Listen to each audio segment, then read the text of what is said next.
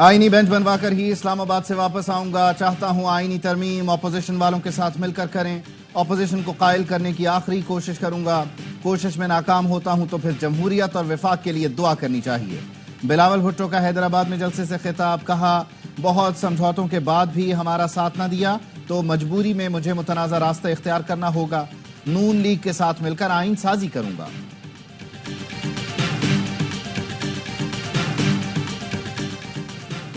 Opposition اور حکومتی وفد کی مولانا فضل الرحمان کی رہائش گاہ آمد. پی ٹی آئی کے حامد خان، علی ظفر اور سلمان اکرم راجہ ملاقات کے لیے پہنچے. اسی دوران حکومتی وفد بھی آ گیا. وفد میں نائب وزیر اعظم اسحاق ڈار اور نوید قمر شامل ہیں.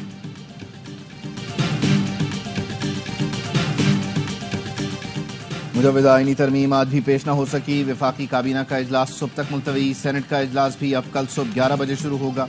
Chairman P T I barrister Gohar نے بتایا پی ٹی آئی سینیٹرز کی حمایت حاصل کرنے کے لیے اجلاس کل تک ملتوی کیا گیا. بانی بی ٹی آئی سے مسودے پر رہنمائی لی جائے گی. چیف جسٹس کے تقرر کا طریقہ کار تبدیل کرنے کی تجویز. سپریم کورٹ کے 3 سینئر ججوں میں سے کوئی ایک چیف جسٹس بنے گا. مسودے کے نکات ARY نیوز نے حاصل کر لیے. آرٹیکل 175A میں ترمیم کی تجویز شامل. چیف جسٹس آف پاکستان کی تقرری 12 رکنی خصوصی پارلیمانی کمیٹی کرے گی. تقرری کے لیے پارلیمانی کمیٹی کا اجلاس ان کیمرہ ہوگا. چیف جسٹس کی مدت 3 سال ہوگی. 65 سال کی عمر میں ریٹائر ہوں گے. ترمیمی مسودے میں آئینی بینچ کے قیام کی شق شامل. آئینی بینچ کم سے کم 5 ججوں پر مشتمل ہوگا. بینچ ارکان کا تقرر 3 سینئر ترین ججوں کی کمیٹی کرے گی. کابینہ کی صدر یا وزیر اعظم کو بھیجی گئی سفارشات پر عدالت نہیں پوچھ سکے گی. جوڈیشل کمیشن کے ارکان کی تعداد بڑھائی جائے گی. چیف جسٹس کے ساتھ سپریم کورٹ کے 4 سینئر جج شامل ہوں گے. وزیر قانون، اٹارنی جنرل، پاکستان بار کے نامزد وکیل کمیشن رکن ہوں گے. قومی اسمبلی اور سینٹ کے 2 ارکان بھی کمیشن کا حصہ ہوں گے. Judicial commission supreme court, high court اور شریعہ کورٹ میں جج تقرری کا مجاز ہوگا.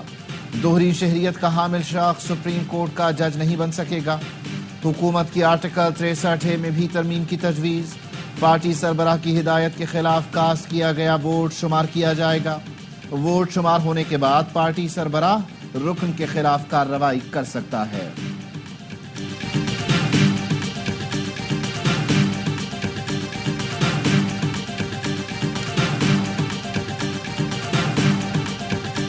آئینی ترمیم کی منظوری. اسلام آباد میں سیاسی ماحول گرم. وفاقی کابینہ کا اجلاس وزیر اعظم کی زیر صدارت ہوا. 26ویں آئینی ترمیم کی منظوری کے بغیر کل تک ملتوی. اس سے پہلے پارلیمنٹ کی خصوصی کمیٹی نے آئینی ترمیم کا مسودہ منظور کیا. اجلاس میں تمام پارلیمانی پارٹیز کی نمائندگی تھی. کمیٹی سربراہ خورشید شاہ نے کہا کمیٹی میں مسودے کو متفقہ طور پر منظور کیا گیا.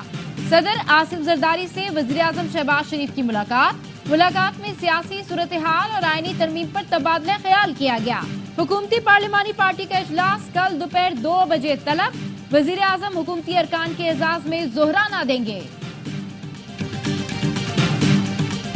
اتفاق رائے سے مسودہ منظور ہونا بڑی پیش رفت ہے. ہماری کوشش ہے کہ اپوزیشن بھی اس میں شامل ہو. سینیٹر عرفان صدیقی کا سینٹ میں اظہار خیال.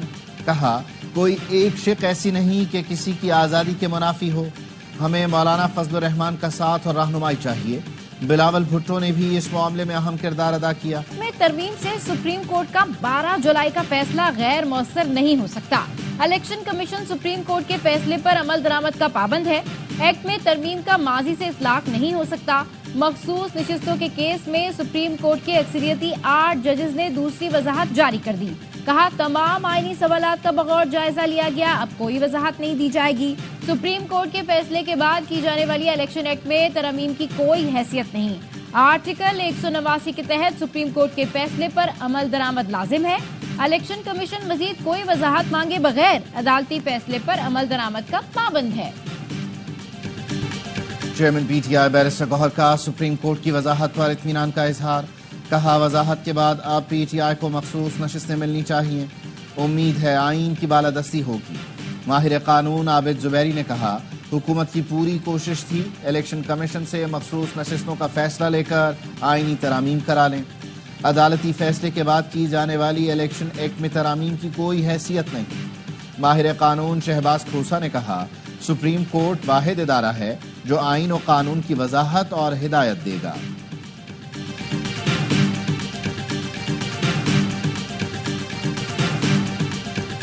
الیکشن کمیشن مخصوص نشستوں کی الاٹمنٹ سے متعلق جلد ہی فیصلہ کرے گا۔ ذرائع الیکشن کمیشن کا کہنا ہے پارلیمنٹ کی قانون سازی کو سپریم کورٹ فیصلوں پر برتری ہے۔ سپریم کورٹ خود کہہ چکا قانون سازی کو عدالتی فیصلوں پر فوقیت ہے۔ الیکشن کمیشن آئینی ادارہ ہے، آئین کے مطابق اپنا کام کرتا رہے گا۔ اسمبلی اور سینٹ ابھی نامکمل ہیں۔ الیکشن کمیشن نے ہی اپنا آئینی اختیار استعمال کر کے نامکمل ہاؤس کو مکمل کرنا ہے۔ قانونی ماہرین نے الیکشن کمیشن کو مخصوص نشستوں پر معطل ارکان کی بحالی کی تجویز دے دی۔ ذرائع کا کہنا ہے الیکشن ایکٹ ترمیم کے بعد سپریم کورٹ کا حکم غیر مؤثر ہو جاتا ہے۔ قانونی ٹیم نے الیکشن ایکٹ پر عمل کرنے کی حتمی تجویز دی۔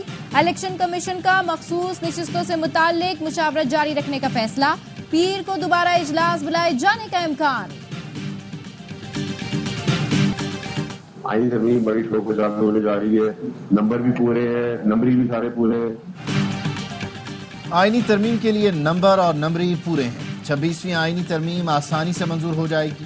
سینیٹر فیصل واوڈہ کہتے ہیں آئینی ترمیم کی منظوری میں کوئی مسئلہ نہیں، صورتحال سامنے ہے، ترمیم جلد پارلیمنٹ میں پیش ہو جائے گی۔ مزاحمت کا ایک اور چراغ بجھ گیا۔ اسماعیل ہانیہ اور حسن نصر اللہ کے بعد حماس سربراہ یحییٰ سنوار بھی شہید کر دیے گئے۔ حماس کی جانب سے سنوار کی شہادت کی تصدیق کر دی گئی۔ غیر ملکی میڈیا کے مطابق اسرائیلی فوج نے گزشتہ روز رفح میں لڑائی کے دوران یحییٰ سنوار سمیت حماس کے 4 رہنما شہید کیے۔ صہیونی فوج یحییٰ کا جسد خاکی جنوبی اسرائیل لے گئی، جہاں ڈی این اے ٹیسٹ سے حماس سربراہ کی شناخت کی گئی۔ امریکہ نے بھی حماس سربراہ کی شہادت کا اعلان کیا۔ اسرائیلی وزیر اعظم نیتن یاہو کی ڈھٹائی، کہا یحییٰ سنوار کی شہادت کے بعد بھی غزہ میں حملے جاری رہیں گے، جنگ ابھی ختم نہیں ہوئی۔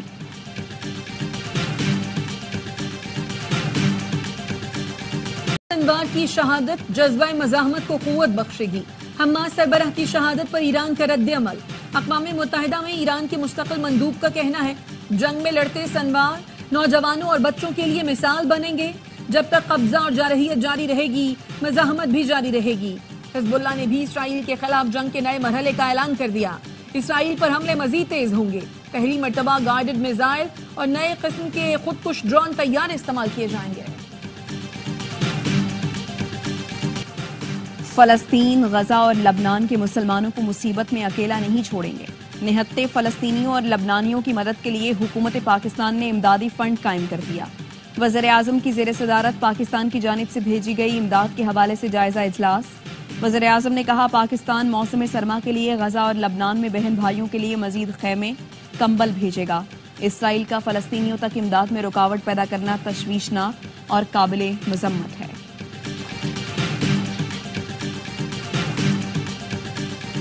پاکستان نے ڈاکٹر عافیہ صدیقی کی سزا معافی کے لیے امریکی صدر کو خط لکھ دیا۔ ایڈیشنل اٹارنی جنرل نے اسلام آباد ہائی کورٹ کو آگاہ کر دیا۔ وزیر اعظم شہباز شریف نے جو بائیڈن کو خط میں لکھا، عافیہ صدیقی کو 86 سال قید سنائی گئی، وہ 16 سال کی سزا کاٹ چکی ہیں۔ عافیہ صدیقی کی رحم کی اپیل انسانی بنیادوں پر منظور کی جائے۔ میری آپ سے امریکہ اور لاہور میں ملاقات ہوئی، میں نے آپ کو ہمیشہ پاکستان اور اس کے عوام کا دوست پایا۔ بطور وزیر اعظم اس معاملے میں مداخلت میری ذمہ داری ہے۔ عافیہ صدیقی کی فیملی اور لاکھوں پاکستانی آپ کی عنایت کے منتظر ہیں۔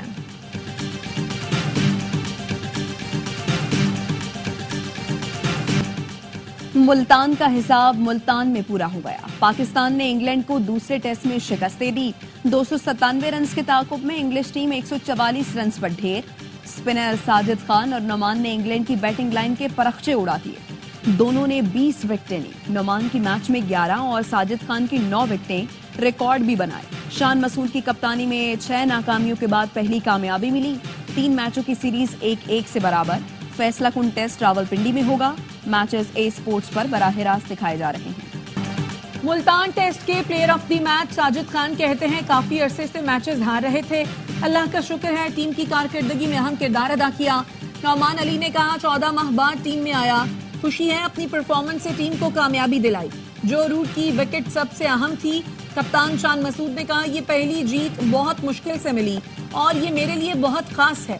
ٹیم جیتنے کے لیے پرجوش تھی، تمام کھلاڑیوں نے جیت میں حصہ ڈالا، پلان تبدیل کیا اور وہ ہمارے حق میں کام آیا۔ Well done Pakistan team. وزیر اعظم شہباز شریف کی ملتان ٹیسٹ میں کامیابی پر ٹیم کو مبارکباد۔ کہا ٹیم نے بہترین کارکردگی کا مظاہرہ کیا۔ عرصے بعد پاکستان ٹیم نے ہوم گراؤنڈ پر انگلینڈ سے ٹیسٹ میچ جیتا۔ چیئرمین پی سی بی کی بھی ٹیم کو مبارکباد۔ محسن نقوی کا کہنا تھا نئے کھلاڑیوں نے اپنی سلیکشن کو درست ثابت کر دیا۔ طویل عرصے بعد ہوم ٹیسٹ میچ میں کامیابی ٹیم ورک کا نتیجہ ہے۔ ساجد خان اور نعمان علی نے شاندار بالنگ کر کے فتح میں اہم کردار ادا کیا۔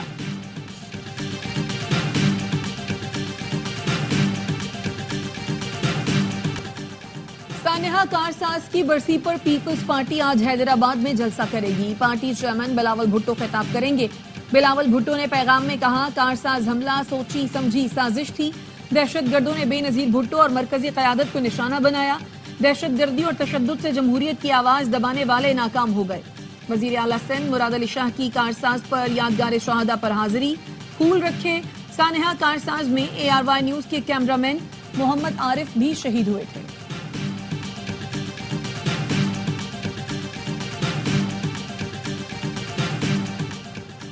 سرگودھا میں پولیس اہلکار کی لڑکی سے زیادتی۔ مجسٹریٹ کی جانب سے صلح کے لیے دباؤ ڈالنے کی کوشش۔ پروسیکیوٹر جنرل پنجاب کا مجسٹریٹ کے خلاف کارروائی کے لیے chief justice Lahore high court کو مراسلہ۔ لڑکی نے بیان میں بتایا مجسٹریٹ نے کہا تمہاری ملزم سے شادی کرا دیتا ہوں۔ ملزمان نے ڈرایا اور دھمکایا۔ وزیر اعلیٰ پنجاب مریم نواز نے واقعہ سامنے آنے کے بعد نوٹس لیا تھا۔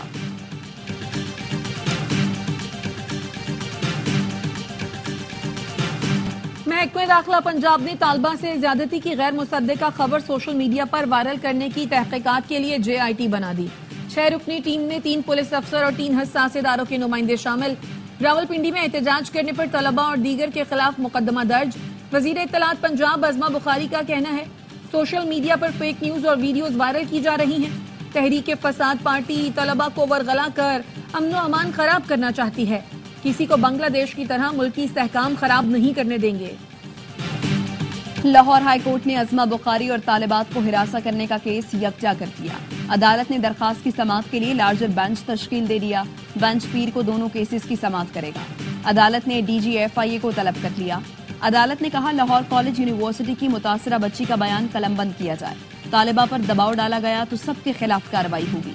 DG FIA کالج اور یونیورسٹی میں ہراس کی کیسز کی تحقیقات کرے۔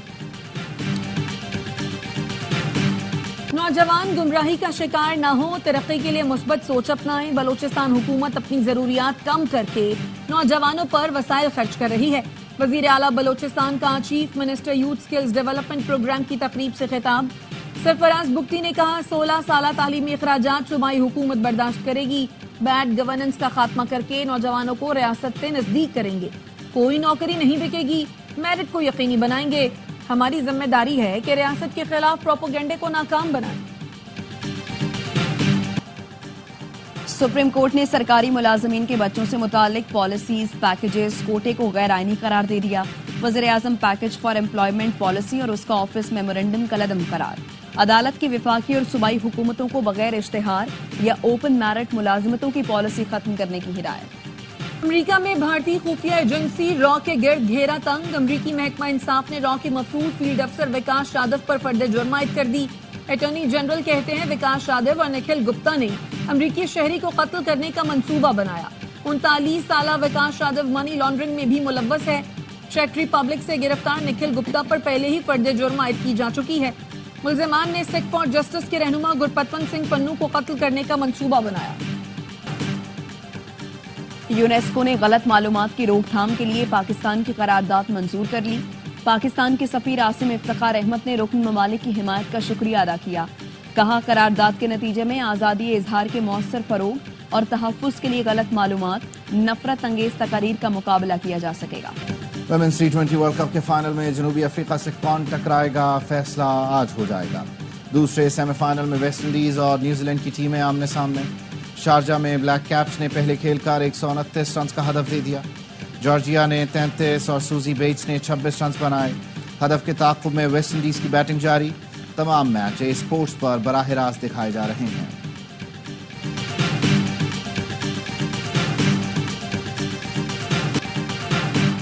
اور آرٹس کونسل کراچی میں ورلڈ کلچر فیسٹیول جاری. آج لاہور کے الحمرا آرٹس کونسل میں بچوں کے لیے پتلی تماشا, کھیل کھیل میں سبق آموز پیغام بھی دیا. پتلی تماشا دیکھ کر بچے خوشی سے نہال, ممی پاپا بھی ماضی میں کھو گئے. اور آرٹس کونسل کراچی میں ورلڈ کلچرل فیسٹیول جاری.